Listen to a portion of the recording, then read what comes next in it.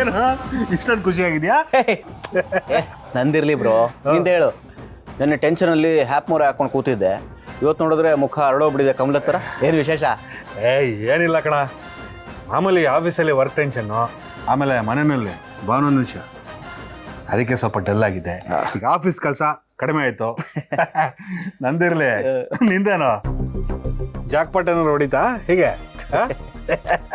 ಹಾಗೇನಿಲ್ಲ ಬ್ರೋ, ಅದು ದೇವ್ರ ದಯದಿಂದ ವ್ಯಾಪಾರ ಚೆನ್ನಾಗಾಗ್ತಿದೆ. ನಾನು ಅನ್ಕೊಂಡಿರೋ ಥರನೇ ಲಾಭನೂ ಆಗ್ತಾ ಇದೆ. ಅದಕ್ಕೆ ಕಷ್ಟದಲ್ಲಿ ಇರ್ಬೇಕಾದ್ರೆ ನಿನ್ನ ಹತ್ರ ಬಂದು ದುಡ್ಡು ಕೇಳಿದ್ದೆ, ನೀನು ಹಿಂದೆ ಮುಂದೆ ನೋಡಿ ಇಲ್ಲ ಅಂತ ಹೇಳ್ಬಿಟ್ಟೆ. ವ್ಯಾಪಾರಕ್ಕೆ ಸಾಲ ಮಾಡೋದು ತಪ್ಪು, ಅದಕ್ಕೆ ಖುಷಿ. ನನ್ನ ಹತ್ರ ಇದ್ರೆ ನಿಂಗೆ ಕೊಡಲ್ಲ ಅಂತ ಹೇಳ್ತಿದ್ದೆ. ನನ್ನ ಸಮಸ್ಯೆ ನಿಂಗೆ ಗೊತ್ತಲ್ವಾ, ಈ ಮನೆ ಸಮಸ್ಯೆನೂ ಗೊತ್ತಲ್ವಾ. ನಾನು ನಿನ್ನ ಹತ್ರ ಕೇಳಿದೆ, ನೀನು ಹೆಂಡ್ತಿನಪ್ಪ ಹೇಳಿ ಜಾರ್ಕೊಂಬಿಟ್ಟೆ. ಈಗ ನನಗೆ ಕೇಳ್ತಿದ್ಯಾ? ಸಾರಿ ಬ್ರೋ, ಇರಲಿ ಬಿಡು, ಆಗಿದೆಲ್ಲ ಆಯ್ತಲ್ಲ, ಎಲ್ಲ ಸಾಲ್ವ್ ಆಯ್ತಲ್ಲ, ಅಷ್ಟು ಸಾಕು.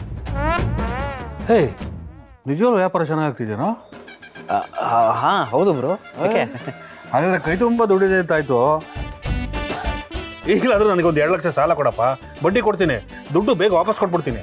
ಬ್ರೋ, ಈಗ ಪರಿಸ್ಥಿತಿ ಕಲಿಸಿರೋ ಪಾಠದಿಂದ ನಾನು ಅರ್ಥ ಮಾಡ್ಕೊಂಡಿರೋದೇನು ಅಂದರೆ, ಸಂಬಂಧದಲ್ಲಿ ಸಾಲ ತಗೊಳ್ಳೂಬಾರ್ದು, ಸಾಲ ಕೊಡಲೂಬಾರ್ದು.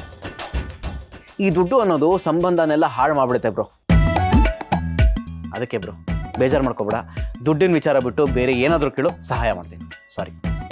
ಏನೋ ಮುಳುಗ್ತಿರೋ ಅವನಿಗೆ ಹುಲ್ ಕಡ್ಡಿ ಥರ ಸಹಾಯ ಮಾಡ್ತೀಯ ಅಂತ ಅಂದ್ಕೊಂಡೆ. ವೇದಾಂತ ಮಾತಾಡ್ತಿಲ್ಲಪ್ಪ, ಗೊತ್ತಾಯ್ತು ಬಿಡು, ದುಡ್ಡಿರೋನ್ ಕತೆ ಇಷ್ಟೇ.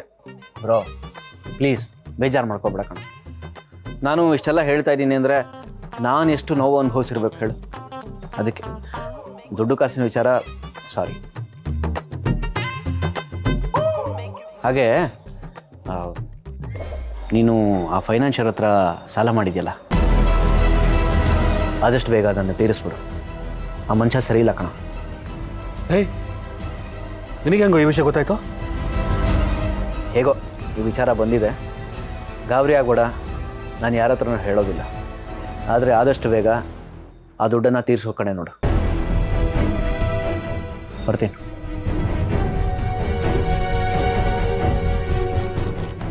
ಬಾಬಾ ಈ ರೀತಿ ಬದಲಾಗ್ಬಿಟ್ಟಿದ್ದಾನಲ್ಲ.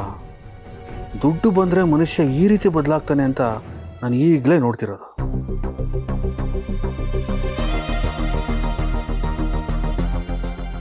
ನಿಜವಾಗ್ಲೂ ಇವನು ವ್ಯಾಪಾರದಲ್ಲಿ ಅಷ್ಟೊಂದು ಲಾಭ ಆಗ್ತಿದೆಯಾ, ಅಥವಾ ಏನಾದರೂ ಲಾಟ್ರಿ ಗೀಟ್ರಿ ಹೊಡಿತಾ?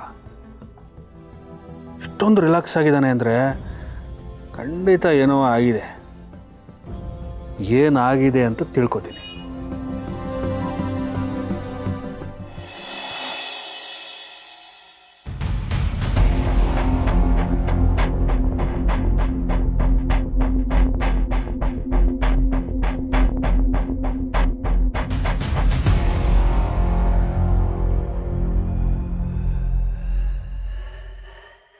जी ಥ್ಯಾಂಕ್ ಯು.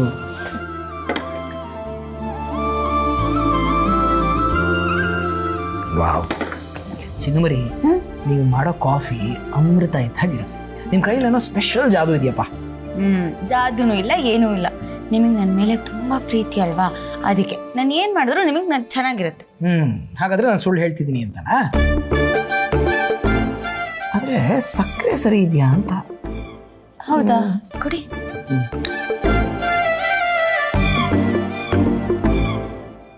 ನಾರ್ಮಲ್ ಆಗಿ ಇದೆಯಲ್ಲ. ಹೌದು, ಸಕ್ಕರೆ ಸ್ವಲ್ಪ ಕಮ್ಮಿ ಆಯ್ತು ಅನ್ಸುತ್ತೆ. ನೋಡ್ತೀನಿ ತಾಳಿ.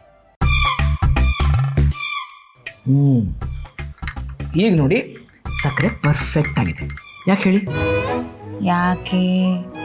ಯಾಕೆಂದ್ರೆ ನಿಮ್ಮ ತುಟಿ ಅಂಚಿನ ಸಿಹಿ ಇದಕ್ಕೆ ಸೋಕಿದೆ, ಅದಕ್ಕೆ. ಸಾಕು ಸಾಕು. ಏನಿವತ್ತು ಸಾಹೇಬ್ರು ಬೆಳಗ್ಗೆ ಇಷ್ಟು ರೊಮ್ಯಾಂಟಿಕ್ ಆಗಿದ್ದೀರಾ? ಆಫೀಸ್ಗೆ ಹೋಗಲ್ವಾ? ಚಿನ್ನಮರಿ, ಇವತ್ತು ನನಗೆ ಆಫೀಸ್ಗೆ ಹೋಗಕ್ಕೆ ಮೂಡೇ ಇಲ್ಲ. ಅದಕ್ಕೆ ನಾವಿಬ್ರು ಹೊರಗೆ ಸುತ್ತಾಡ್ಕೊಂಬರೋಣ ಅಂತ ಅನ್ಕೊಂಡೆ. ಹೊರಗಡೆನಾ? ಅದು ವೀಕ್ ಡೇನಲ್ಲಿ? ಇಲ್ಲ ಇಲ್ಲ ಇಲ್ಲ, ಆಫೀಸ್ಗೆ ಹೋಗೋ ದಿನ ಈ ಥರ ಎಲ್ಲ ರಜಾ ಹಾಕಿ ಹೊರಗಡೆ ಸುತ್ತಾಡೋ ಅವಶ್ಯಕತೆ ಇಲ್ಲ. ಅದಕ್ಕೆ ಅಂತಾನೆ ಭಾನುವಾರ ಇರೋದು. ಅವಾಗ ಹೋಗೋಣ, ನೀವು ಆಫೀಸಿಗೆ ಹೊರಡಿ. ಪ್ರೀತಿ ಮಾಡೋರಿಗೆ ವಾರ ದಿನ ಎಲ್ಲ ಏನು ಬಂತು? ಅದು ನಿಮ್ಮನ್ನು ನೋಡ್ತಾ ಇದ್ರೆ ವಾರ ದಿನ ಕೊನೆಗೆ ನಾನೇ ಮರ್ತು ಬಿಡ್ತೀನಿ. ಅದಕ್ಕೆ ನಿಮ್ಮ ಜೊತೆ ಇಡೀ ದಿನ ಸುತ್ತಾಡ್ಕೊಂಬರೋಣ ಅಂತ ಡಿಸೈಡ್ ಮಾಡಿದ್ದೀನಿ. ಸರಿ ಹೋಯ್ತು, ನೀವು ಒಂದ್ಸತಿ ಡಿಸೈಡ್ ಮಾಡಿದ್ಮೇಲೆ ನನ್ನ ಮಾತು ಕೇಳಲ್ಲ ಅಂತ ನನಗೆ ಚೆನ್ನಾಗಿ ಗೊತ್ತು. ಸರಿ, ಎಲ್ಲಿ ಕರ್ಕೊಂಡು ಹೋಗ್ತಿದ್ದೀರಾ? ಅದು ಸರ್ಪ್ರೈಸ್ ಅಪ್ಪ, ನೋಡ್ದಾಗ ಗೊತ್ತಾಗತ್ತೆ. ಇಲ್ಲ ಇಲ್ಲ, ನೀವು ಎಲ್ಲಿಗೆ ಹೋಗ್ತಿದ್ದೀವಿ ಅಂತ ಕ್ಲೂ ನಂಗೆ ಕೊಡಲೇಬೇಕು. ಇಲ್ಲಾಂದರೆ ನಂಗೆ ಹೇಗೆ ರೆಡಿ ಆಗಬೇಕು ಅಂತಲೇ ಗೊತ್ತಾಗಲ್ಲ. ನೀವು ಹೇಳಿದ್ರೆ ಅದಕ್ಕೆ ತಕ್ಕಾಗಿ ನಾನು ರೆಡಿ ಆಗ್ತೀನಿ. ನೀವು ಹೇಗೆ ರೆಡಿ ಆದರೂ ತುಂಬ ಸುಂದರವಾಗಿ ಕಾಣ್ತೀರಿ. ನೀವು ಮಾಡ್ಕೊಳ್ಳೋ ಅಲಂಕಾರ ನಿಮ್ಮ ಸೌಂದರ್ಯಕ್ಕೆ ನಾಚ್ಕೋಬೇಕು. ಅಪ್ಪಬ್ಬಬ್ಬಬ್ಬ, ಸಾಕು ಸಾಕು, ಹೋಗ್ಲೇಬೇಡಿ. ಅರೆ ಪ್ಲೀಸ್, ಎಲ್ಲಿಗೆ ಹೋಗ್ತಿದ್ದೀವಿ ಅಂತ ಹೇಳ್ರಿ. No way, that is a surprise. ನೀವು ನೋಡ್ತಾ ಗೊತ್ತಾಗುತ್ತೆ ಅಂತ ಹೇಳ್ತಿದ್ದೀನಿಲ್ಲ. ನಡೀರಿ ಹೇಳ್ರಿ, ಬೇಗ ರೆಡಿ ಆಗಬೇಕು ಮತ್ತೆ.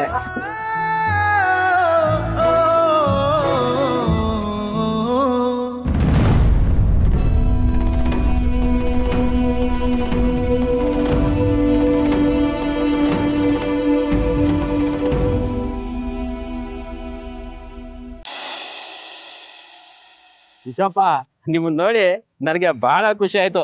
ನಾನು ಕೆಲಸ ಬಿಟ್ಟಾಗ ನೀವಿನ್ನು ಚಿಕ್ಕ ಹುಡುಗ. ಇವ್ರು ಯಾರು ಅಂತ ಗೊತ್ತಾಗ್ಲಿಲ್ಲ. ನಾನು ಇವ್ರ ಮಾವನ ಮಗಳು. ಚಿಕ್ಕ ವಯಸ್ಸಲ್ಲಿ ಬೇರೆ ಕಡೆ ಓದ್ತಿದ್ದೆ, ಈಗ ಓದ್ ಮುಗಿಸ್ಕೊಂಡು ಬಂದಿದ್ದೀನಿ. ಸರಿ ಅಮ್ಮ, ನನ್ನ ಯಾಕೆ ಹುಡುಕ ಬಂದಿದ್ದಾರೆ ಹೇಳಿ. ಕಾಳಪ್ಪನವ್ರೆ, ಮಹಾಲಕ್ಷ್ಮಿ ಅನ್ನೋರ್ ಬಗ್ಗೆ ತಿಳ್ಕೊಬೇಕಿತ್ತು, ಅದಕ್ಕೆ ನಿಮ್ಮನ್ನ ಹುಡ್ಕೊಂಡ್ ಬಂದ್ವಿ. ಮೊದಲು ನಮ್ಮನೇಲೆ ಕೆಲಸ ಮಾಡ್ತಿದ್ರಿ ಅಂತ ರಾಮಯ್ಯ ತಾತ ಹೇಳಿದ್ರು. ಅಂದಮೇಲೆ ಮಹಾಲಕ್ಷ್ಮಿ ಅನ್ನೋರ್ ಬಗ್ಗೆ ನಿಮಗೆ ಖಂಡಿತ ಗೊತ್ತಿರುತ್ತೆ. ಅವ್ರ ಬಗ್ಗೆ ಏನಾದ್ರೂ ಗೊತ್ತಿದ್ರೆ ಹೇಳಿ. ನಿಮ್ಮ ಮನೆಯವ್ರಿಗೆ ಏನಾಗಬೇಕು ಅಂತ ನನಗೆ ಗೊತ್ತಿಲ್ಲಪ್ಪ, ಆದರೆ ನಿಮ್ಮ ಅಪ್ಪ ಅವ್ರಿಗೆ ಅವರು ತಂಗಿ ಥರ ಇದ್ರು. ಒಡ ಹುಡ್ತವ್ರ ಅದು ನನಗೆ ಗೊತ್ತಿಲ್ಲ, ಆದರೆ ಹೆಸರು ತಕ್ಕನಾಗೆ ಮಹಾಲಕ್ಷ್ಮಿ ಥರನೇ ಇದ್ರು. ಅವ್ರನ್ನ ನಿಮ್ಮ ಮನೇಲಿ ಅವಾಗವಾಗ ನೋಡ್ತಾ ಇದ್ದೆ.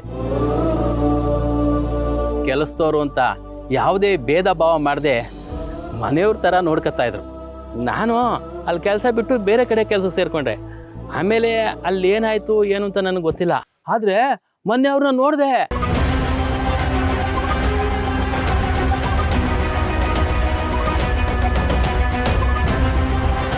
ಎಲ್ಲಿ ನೋಡಿದ್ರಿ? ರಿಜಿಸ್ಟರ್ ಆಫೀಸ್ನಲ್ಲಿ. ಯಾವಾಗ? ಅವತ್ತು ನಿಮ್ಮ ಮನೆಯವರೆಲ್ಲ ಅಲ್ಲಿಗೆ ಬಂದಿದ್ರಲ್ಲ, ನಿಮ್ಮಪ್ಪ ನಿಮ್ಮಮ್ಮನ ಅಲ್ಲೇ ಇದ್ರಲ್ಲ.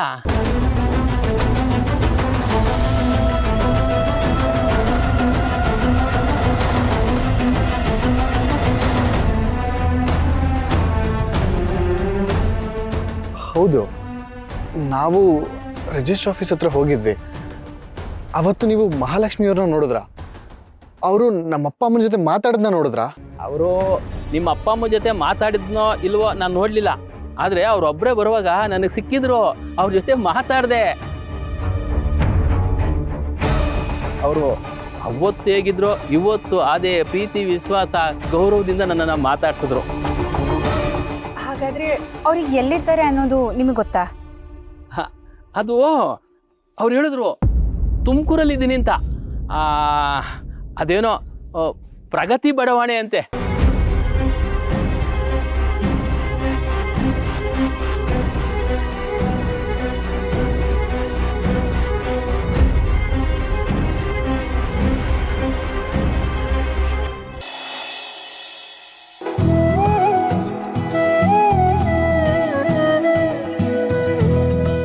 ರೀ, ರೆಡಿ ನಾನು.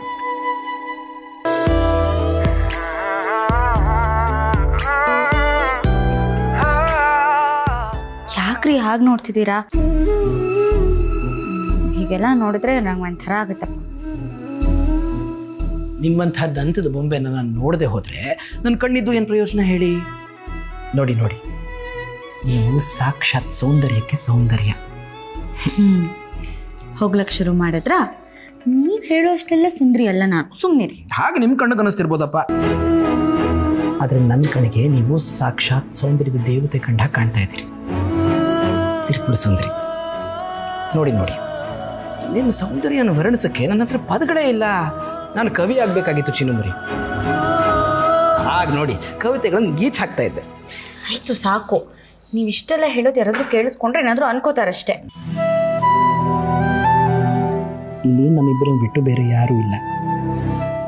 ಇಲ್ಲಿ ನನಗೆ ನೀವು, ನಿಮಗೆ ನಾನು, ಮೂರನೇರು ಯಾರಿಗೂ ಒಳಗೆ ಬರೋಕ್ಕೆ ಅವಕಾಶ ಇಲ್ಲ. ನಾನಂತೂ ಅವಕಾಶ ಕೊಡೋದಿಲ್ಲ. ಯಾಕೆ ಇಷ್ಟೊಂದು ಇಷ್ಟಪಡ್ತೀರಾ ನೀವು ನನ್ನ? ಅಲ್ಲ, ಈ ಪ್ರಪಂಚದಲ್ಲಿ ಎಷ್ಟೋ ಸುಂದರವಾದ ಹುಡುಗಿಯರ್ನಿದ್ರು, ನೀವು ಅವ್ರನ್ನ ಮದುವೆ ಆಗ್ಬೋದಿತ್ತು ತಾನೆ?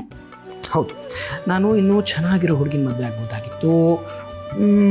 ಆದರೆ ನಾನು ಹಾಗೆ ಮಾಡಿದ್ದಿದ್ರೆ ನೀವು ನನಗೆ ಸಿಗ್ತಾನೆ ಇರಲಿಲ್ವಲ್ಲ.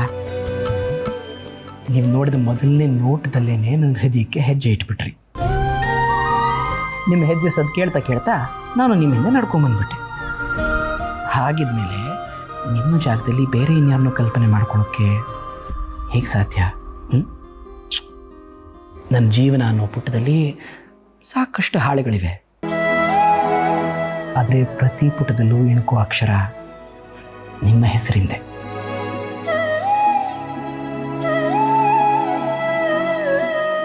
ನನ್ನ ಜೀವನದಲ್ಲಿ ಇಷ್ಟು ಪ್ರೀತಿ ಮಾಡೋ ಗಂಡ ನನಗೆ ಸಿಗ್ತಾರೆ ಅಂತ ನಾನು ಕನಸಲ್ಲೂ ಅಂದ್ಕೊಂಡಿರ್ಲಿಲ್ಲ. ಯಾವ ಜನ್ಮದೇನು ಪುಣ್ಯನೋ ನೀವು ನಂಗೆ ಸಿಕ್ಕಿದ್ದೀರಾ. ಪುಣ್ಯ ಮಾಡಿರೋದು ನೀವಲ್ಲ ಚಿನ್ನಮರಿ, ನಾನು. ನೀವು ನೋಡ್ತಾ ಇದ್ರೆ ಹೀಗೆ ನೋಡ್ತಾ ನಿಂತು ಬಿಡಬೇಕು ಅನ್ಸುತ್ತೆ ನೋಡಿ. ಹಾಗಿದ್ರೆ ಹೊರಗಡೆ ಹೋಗೋ ಪ್ಲಾನ್ ಕ್ಯಾನ್ಸಲ್? ಇಲ್ಲ ಇಲ್ಲ, ನಿಮ್ಮನ್ನು ಹೊರಗೆ ಕರ್ಕೊಂಡು ಹೋಗ್ತೀನಿ ಅಂತ ಪ್ರಾಮಿಸ್ ಮಾಡಿ ಕರ್ಕೊಂಡು ಹೋಗದೆ ಹೋದರೆ ಸರಿಯಾಗೋದಿಲ್ಲ. ಆದರೆ ಯಾಕ್ರಿ ಈಗ ನೋಡ್ತಿದ್ದೀರಾ? ನೀವು ಪ್ರತಿ ಸತಿ ಈಗ ನೋಡಿದಾಗ ನಂಗೆ ಭಯ ಆಗುತ್ತಪ್ಪ. ಎಲ್ಲ ಕರೆಕ್ಟಾಗಿದೆ ತಾನೇ? ಚಿನ್ನಮರಿ, ಎಲ್ಲ ಸರಿಯಾಗಿದೆ, ಆದರೆ ಸಮಥಿಂಗ್ ಇಸ್ ಮಿಸ್ಸಿಂಗ್. ಈಗ ನೋಡಿ, ಯಾರ ದೃಷ್ಟಿನೂ ನಿಮಗೆ ಬೀಳಲ್ಲ. ಕಣ್ರೆಪ್ಪೆ ಥರ ನೀವು ನನ್ನ ನೋಡ್ಕೋತಿರುವಾಗ ನಂಗೆ ಯಾವ ದೃಷ್ಟಿನೂ ಬೀಳಲ್ಲ ಬಿಡಿ.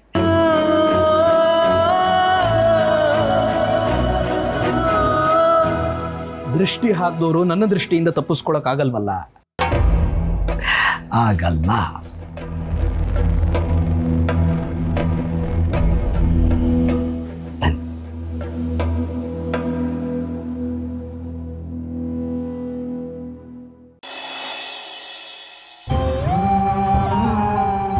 ವಿಶ್ವ, ಏನು ಯೋಚನೆ ಮಾಡ್ತಿದ್ಯಾ? ಕಾಳಪ್ಪನವರು ಮಹಾಲಕ್ಷ್ಮಿ ಅನ್ನೋರು ನಮ್ಮ ಮನೇಲಿ ಇದ್ರು ಅಂತ ಹೇಳಿದ್ರು. ಆದರೆ ಇಷ್ಟು ವರ್ಷ ಆದರೂ ನಮ್ಮ ಮನೆಯವ್ರು ಯಾಕೆ ಇದ್ರ ಬಗ್ಗೆ ನನಗೆ ಹೇಳಲಿಲ್ಲ. ನಿಜವಾಗ್ಲೂ ಏನು ನಡೆದಿದೆ? ಕಾಳಪ್ಪನವ್ರು ಹೇಳ್ದಾಗಿಂದ ನಾನು ಅದನ್ನೇ ಯೋಚನೆ ಮಾಡ್ತಾ ಇದ್ದೀನಿ. ಆದರೆ ನಾವಿಲ್ಲಿ ಯೋಚನೆ ಮಾಡಿ ಕೂರೋ ಬದಲು ಅವ್ರು ಹೇಳಿರೋ ಅಡ್ರೆಸ್ಗೆ ಹೋಗಿ ಹುಡುಕ್ಬೋದಲ್ವಾ? ಅವ್ರು ಯಾರು, ಯಾಕೆ ನಮ್ಮಿಂದ ಇಷ್ಟು ವರ್ಷ ದೂರ ಇದ್ರು ಅಂತ ತಿಳ್ಕೊಬೋದಲ್ವಾ? ಅವ್ರು ಈ ವಿಷಯದ ಬಗ್ಗೆ ಹೇಳ್ದಾಗಿಂದ ನನಗಂತೂ ಅವ್ರ ಬಗ್ಗೆ ತಿಳ್ಕೊಳಕ್ಕೆ ಕ್ಯೂರಿಯಾಸಿಟಿ ಜಾಸ್ತಿ ಆಗ್ತಾನೇ ಇದೆ. ಬರೀ ನಿನಗೆ ಮಾತ್ರ ಅಲ್ಲ ತಾನು, ನನಗೂ ಹಾಗೆ ಆಗ್ತದೆ. ಅದರಲ್ಲೂ ಕಾಳಪ್ಪನವರು ನಮ್ಮ ಅಪ್ಪನ ತಂಗಿ ಥರ ಇದ್ರು ಅಂತ ಹೇಳಿದ್ರು. ಅದನ್ನು ತಿಳ್ಕೊಳಕ್ಕಾದ್ರೂ ನಾವು ಅವ್ರನ್ನ ಮೀಟ್ ಮಾಡಲೇಬೇಕು. ತಿಳ್ಕೊಳಕ್ಕಾದ್ರೂ ನೋಡಬೇಕು ಅಂತ ಇಲ್ಲೇ ಕೂತಿದ್ರೆ ಆಗಲ್ಲ, ನಾವು ಹೋಗಿ ಹುಡುಕ್ಬೇಕು. ಬಾ. ತನು, ಹಾಗೆಲ್ಲ ಹೋಗಿ ಹುಡ್ಕೋಕ್ಕಾಗಲ್ಲ. ಈ ವಿಷಯ ಅಪ್ಪನ ಗೊತ್ತಾದರೆ ಕೋಪ ಮಾಡ್ಕೋತಾರೆ. ವಿಷಯ ಹೇಳಿ ಹೋಗೋಣ ಅಂದರೆ ಅಪ್ಪ ಖಂಡಿತ ಕಳಿಸಲ್ಲ. ಏನು ಮಾಡೋದು? ಅಮ್ಮನಿಗೆ ಹೇಳಿ ಹೋಗಿದ್ರೆ ಹೇಗೆ? ಹೇಳ್ಬೋದು, ಆದರೆ ಇಷ್ಟು ವರ್ಷದಿಂದ ಈ ವಿಷಯ ನಿನ್ನಿಂದ ಮುಚ್ಚಿಟ್ಟಿದ್ದಾರೆ ಅಂದರೆ ಖಂಡಿತ ಅವ್ರ ಮಧ್ಯೆ ಏನೋ ನಡೆದಿದೆ ಅಂತಲೇ ಅರ್ಥ. ವಿಶ್ವ, ನಾವೊಂದು ಕೆಲಸ ಮಾಡೋಣ, ಅವ್ರ ಹತ್ರ ಸುಳ್ಳು ಹೇಳಿ ಹೋಗೋಣ. ಸತ್ಯ ಗೊತ್ತಾದ್ಮೇಲೆ ಮನೆಯವ್ರ ಹತ್ರ ಬಂದು ಮಾತಾಡ್ಬೋದಲ್ವಾ? ಯಾವ ಸತ್ಯ?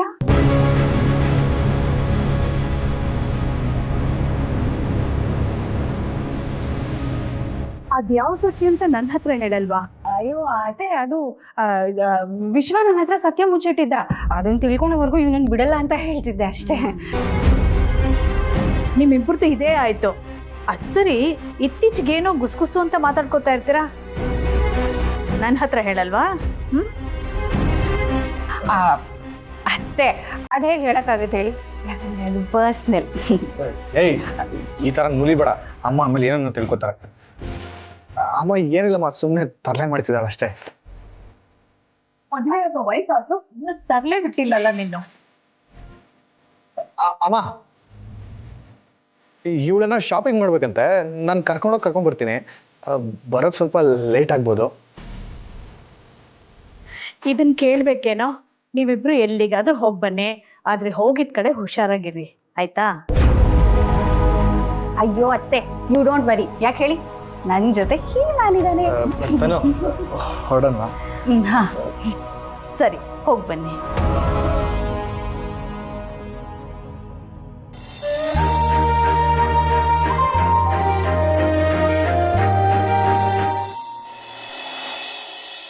ಸಿಂಚನ, ಸಿದ್ದು ಮದುವೆ ತಯಾರಿ ಹೇಗೆ ನಡೀತಾ ಇದೆ? ಭಾವ ತುಂಬ ಚೆನ್ನಾಗಾಗ್ತಿದೆ. ಒಂದು ಹಂತಕ್ಕೆ ಶಾಪಿಂಗು ಮಾಡಿದ್ದೀವಿ. ಅಂದರೆ ಡೈಮಂಡು, ಗೋಲ್ಡು, ಸಿಲ್ವರು ಇದೆಲ್ಲ ತಗೊಂಡಾಗೋಗಿದೆ. ಈ ಇನ್ವಿಟೇಷನ್ ಕೊಡೋದೇ ದೊಡ್ಡ ಟಾಸ್ಕ್ ಆಗಿದೆ ಭಾವ. ಊರವ್ರನ್ನೆಲ್ಲ ಕರೆದಾಗಿದೆ. VIP ಸೆಲೆಬ್ರಿಟೀಸು, CM, ಒಂದಷ್ಟು ಮಿನಿಸ್ಟರ್ಸು ಇವ್ರನ್ನೆಲ್ಲ ಇನ್ನೂ ಕರಿಬೇಕಾಗಿದೆ ಭಾವ. ನಿಮಗೆ ಗೊತ್ತಲ್ವಾ, ರಾಜಕಾರಣಿಗಳ ಮನೆ ಫಂಕ್ಷನ್ ಅಂದರೆ ಸ್ವಲ್ಪ ಗ್ರ್ಯಾಂಡಾಗೇ ಇರುತ್ತೆ. ಭಾವ, ಇನ್ನೊಂದು, ಸಿದ್ದು ಮದುವೆ ಎಂಟ್ರೆನ್ಸ್ಗೆ ಬೇರೆ ಥೀಮೇ ಪ್ಲಾನ್ ಮಾಡಿದ್ದೀವಿ. ಹೌದು ಸಿಂಚು, ಊರು ತುಂಬ ಸಿದ್ದು ಮದುವೆದೇ ಸದ್ದು. ಹರೀಶ, ದೊಡ್ಡವ್ರ ಮನೆ ಮದುವೆ ಅಲ್ವೇನೋ, ದೊಡ್ಡದಾಗೆ ಇರುತ್ತೆ ಕಣ.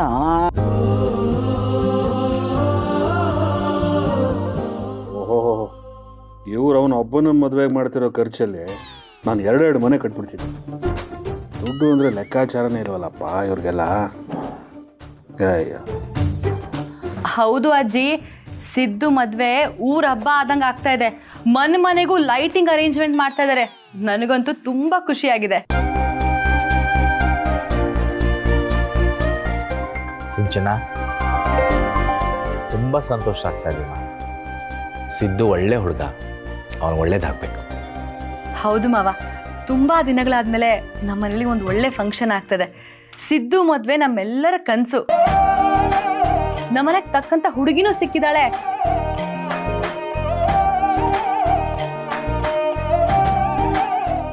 ನಮ್ಮಪ್ಪನ ರಾಜಕೀಯಕ್ಕೆ ಸಪೋರ್ಟ್ ಮಾಡೋಕ್ಕೆ ಮುನಿಸ್ವಾಮಿ ಅವರು ಇದ್ದಾರೆ. ಎಲ್ಲ ವಿಷಯದಲ್ಲೂ ಒಳ್ಳೇದೇ ಆಗ್ತದೆ. ಮಾವ, ಮದ್ವೆಗಿಂತ ಮುಂಚೆ ಒಂದು ದೊಡ್ಡ ಸಮಾವೇಶ ಮಾಡಬೇಕು ಅಂತಾನೂ ಅನ್ಕೊಂಡಿದ್ದಾರೆ. ಅಲ್ಲೇ ಎಲ್ರಿಗೂ ಸಿದ್ದು ಮದ್ವೆನ ಅನೌನ್ಸು ಮಾಡ್ತಾರೆ.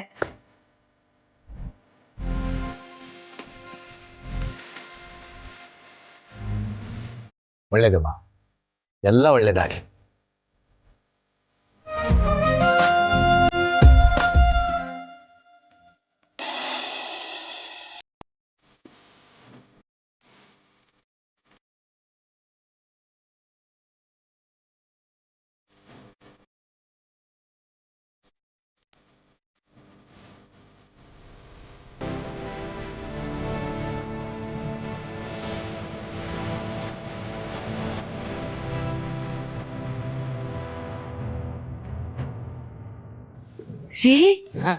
ಏನಿವತ್ತು ರೆಸಾರ್ಟ್ ಕರ್ಕೊಂಡು ಬಂದಿದ್ದೀರಾ?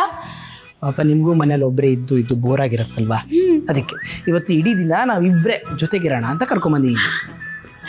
ಸರಿ ಸರಿ. ಚಿನ್ನುಮರಿ, ಒಂದೇ ಒಂದು ನಿಮಿಷ ಬಂದೆ.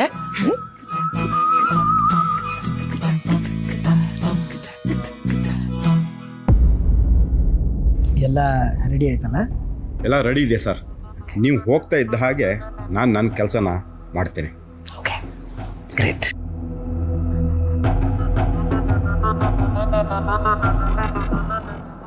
ಚಿನ್ನುಮರಿ, ಇವತ್ತು ನಾನು ಸ್ವಿಮ್ಮಿಂಗ್ ಪೂಲು, ಸ್ಪಾ ಎಲ್ಲ ಬುಕ್ ಮಾಡಿದ್ದೀನಿ. ರೂಮಿಗೆ ಹೋಗಿ ಫ್ರೆಶ್ ಅಪ್ ಆಗಿ ಬಂದ್ಬಿಡೋಣ. ಅದೇ ನಾವೇನು ಬಟ್ಟೆನೇ ತಂದಿಲ್ಲ. ಎಲ್ಲ ಅರೇಂಜ್ ಮಾಡಿದ್ದೀನಿ, ಬನ್ನಿ. ಓಕೆ.